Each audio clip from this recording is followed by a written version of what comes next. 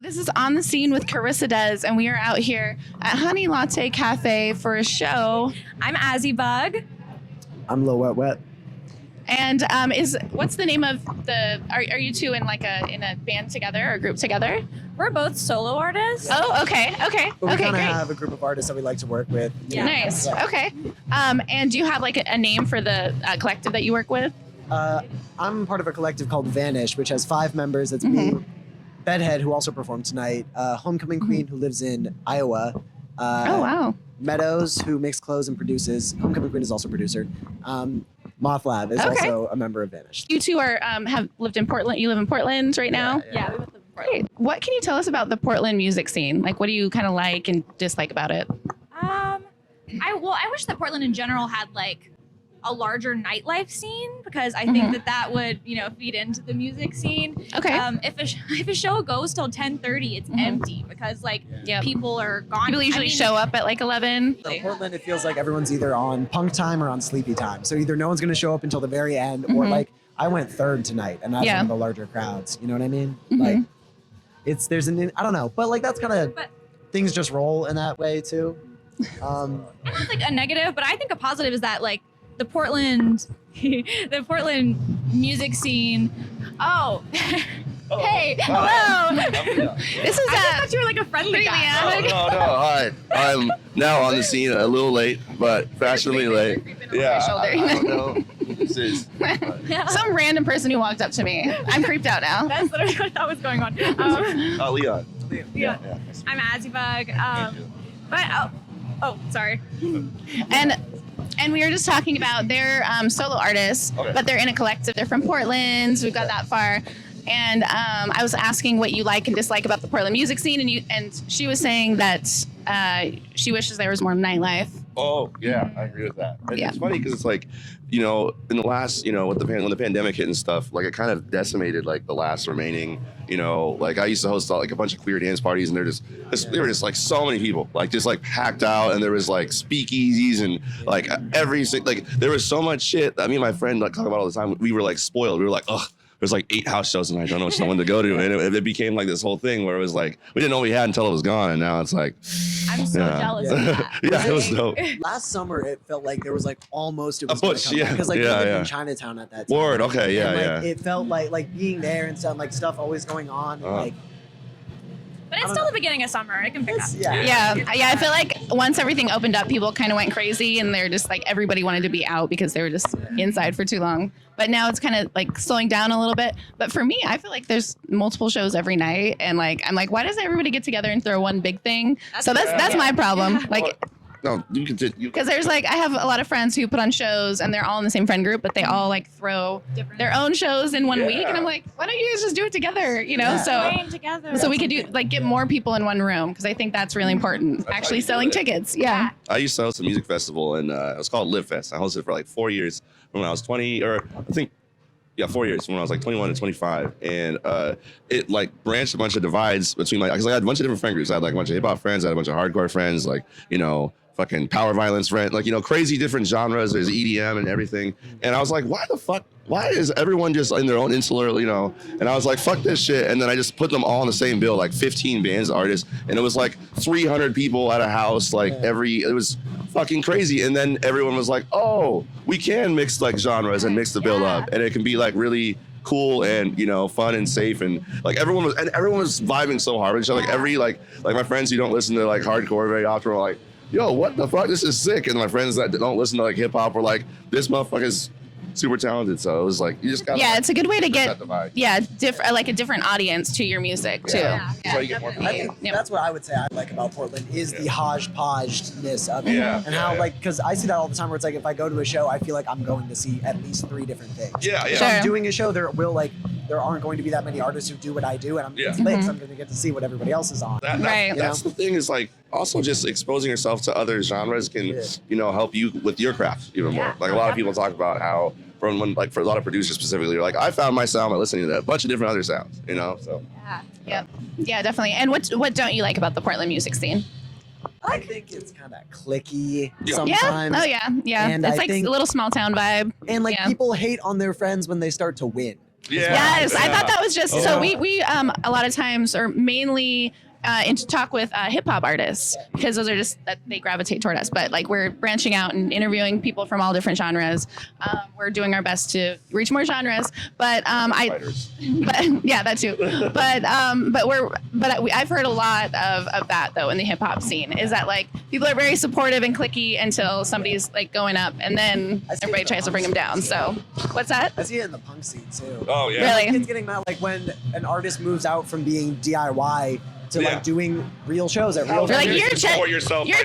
you're gentrified. Like, do you not want to see You're your sold friends, out. like have a career in music, or do you just want to like pretend you're still 19 forever? I just think it's so goofy that like I've seen that a lot too because I've lived it like my whole life and I've seen a lot of really small bands come out like I saw Starfucker when I was like 11, 12 and like that whole synth pop scene and how it blew up and then everyone's like, oh, they like signed a deal, they're fucking pieces of shit, you know? Like I'm like, come on, man. Like you're gonna tell me if you were living in a roach infested punk house and you had the opportunity to not do that and pay for yourself, get to eat every night, have a comfortable life and do what you love, you wouldn't do that? That's just dancing behavior. Like I don't know. I mean that is a dream for me is being able to do what I love and actually being able to afford housing and food and everything. So and other people. Yeah. Like that's the thing is if you're good, yeah. Bedhead has a lyric that I think about a lot.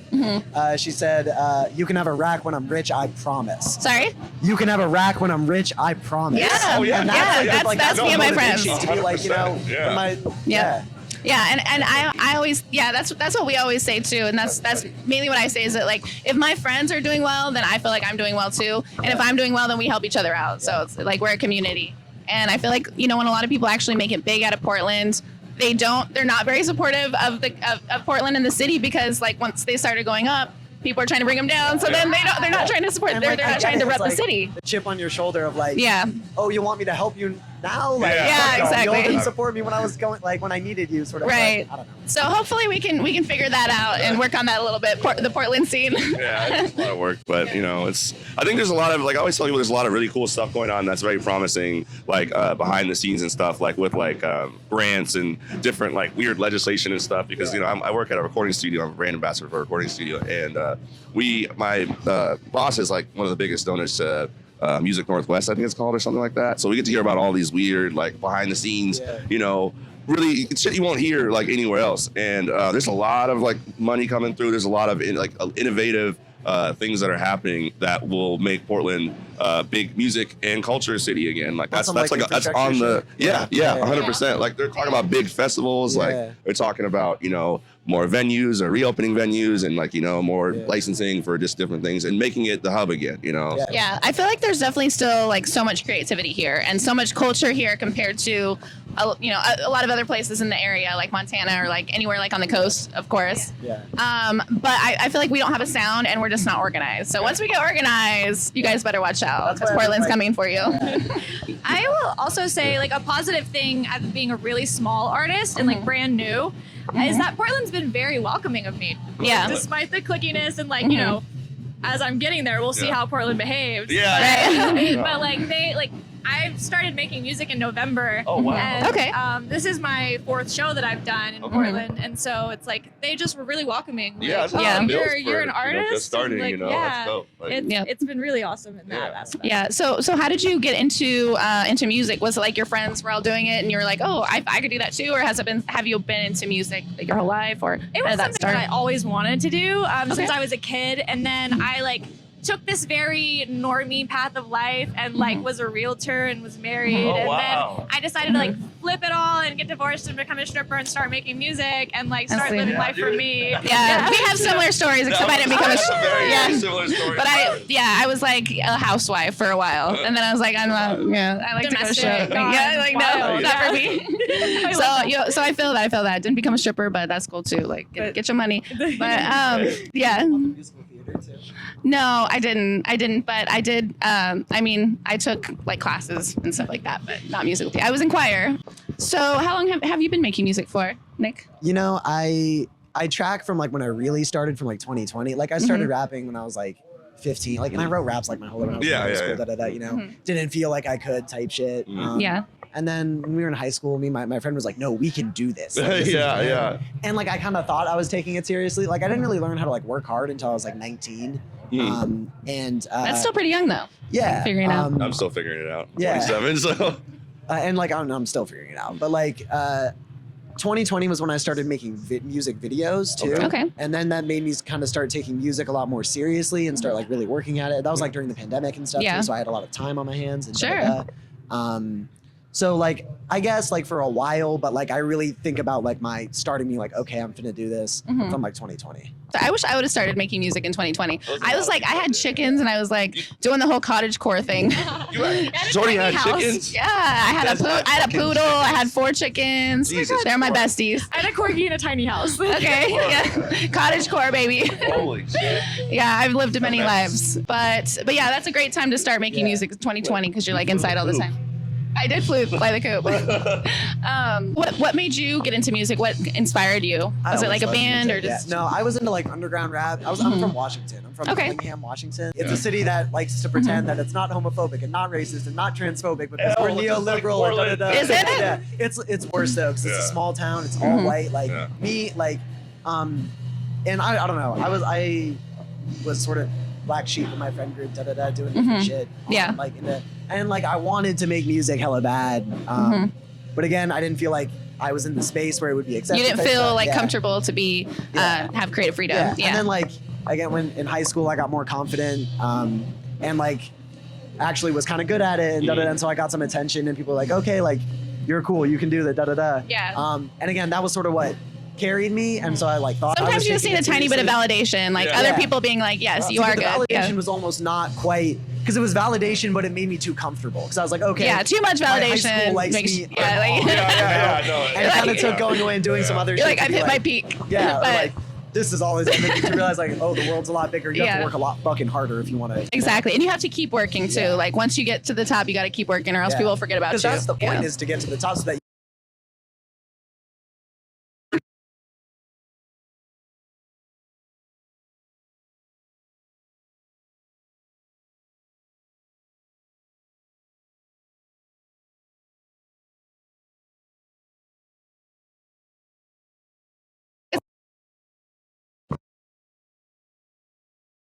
So wait, I got here a little bit late. So where are y'all from? Are you not from here originally, or I mean, you just said Bellingham. Yeah.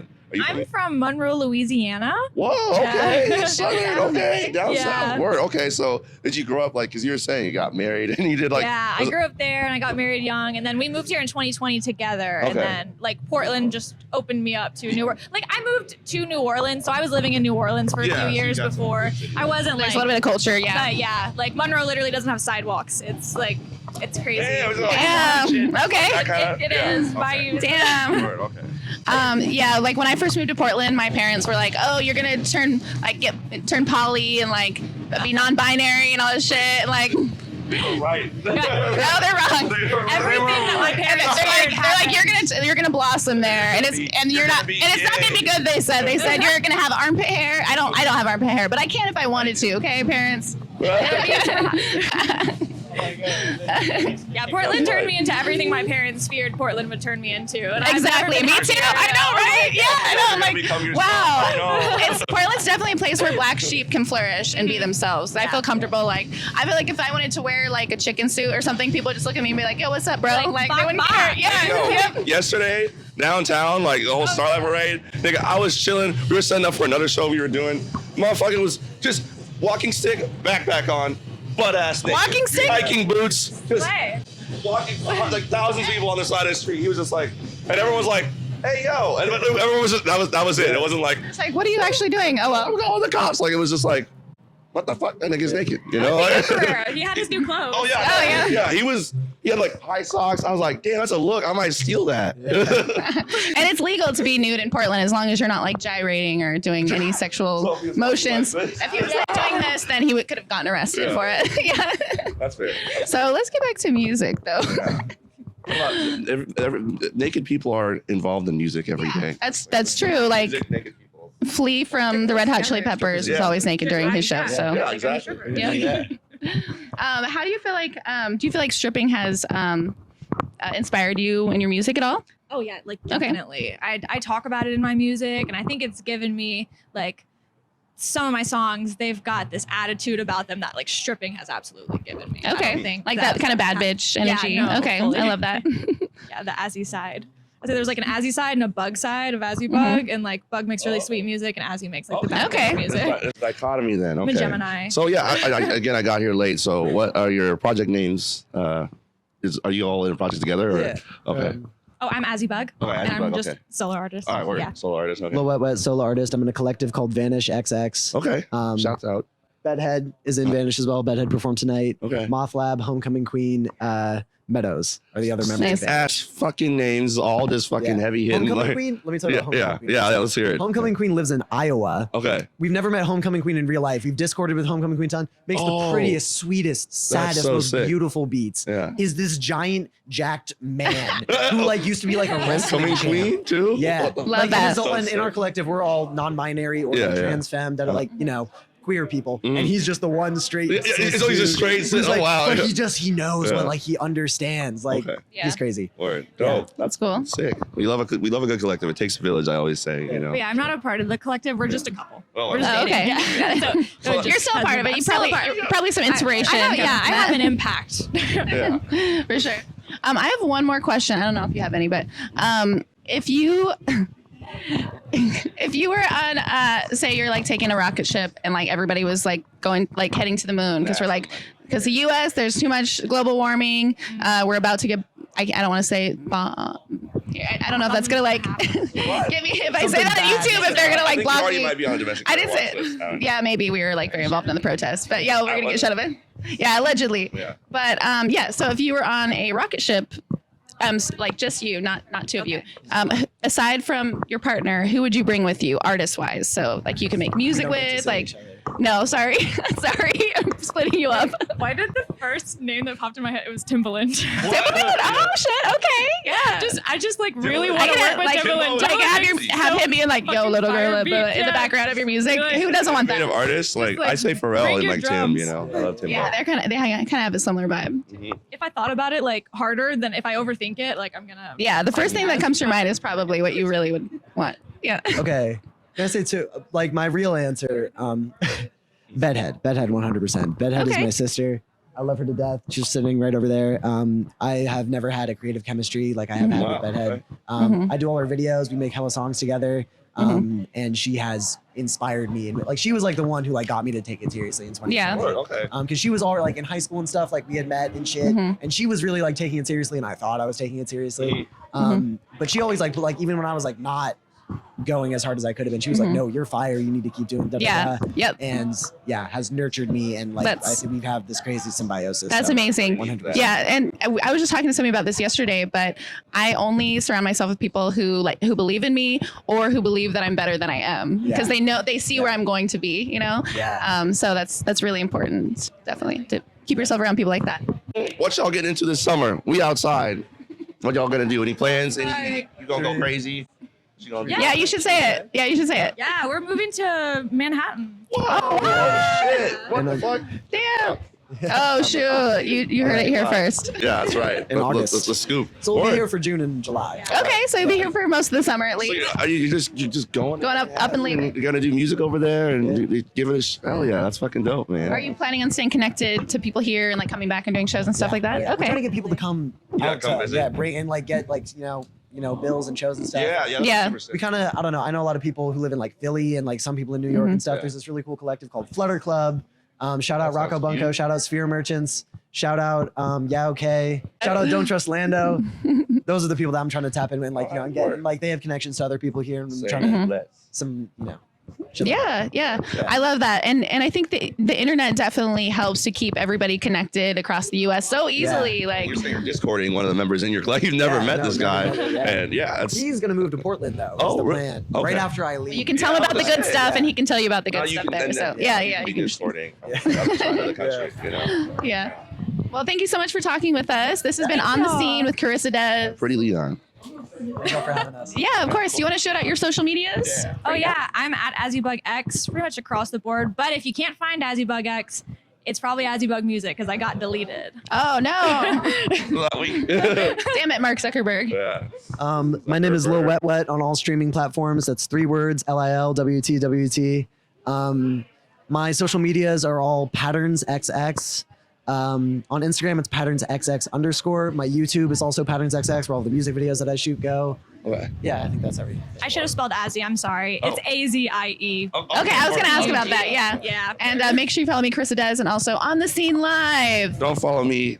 I Don't follow Leon. I hate that. Okay, Wait, really quick, fine. what are your guys' zodiac signs? I'm a Taurus, but I have mostly Gemini placements. I read that.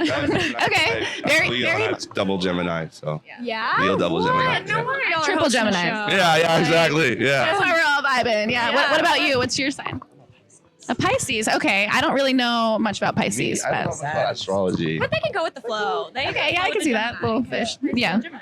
Yep. Yeah. So it's very like, are both air signs or one's a water sign, Water right? sign, Okay. air sign. Which are both kind of flowy. mutable signs. And you have a Got Pisces it. moon. Yeah, I do. But we won't get into it. We should do more like horoscope stuff, like when we're asking questions. We should do more of that. I need to learn about it first. I don't know. Learn. This is how we'll learn. First. You didn't know it. Yeah, I'm like, Yeah. the amount of times I told people my chart, they're like, oh. I know. I tell people I'm a Taurus, and they're like, oh. Don't let them hear them jump Yeah. like that. Exactly.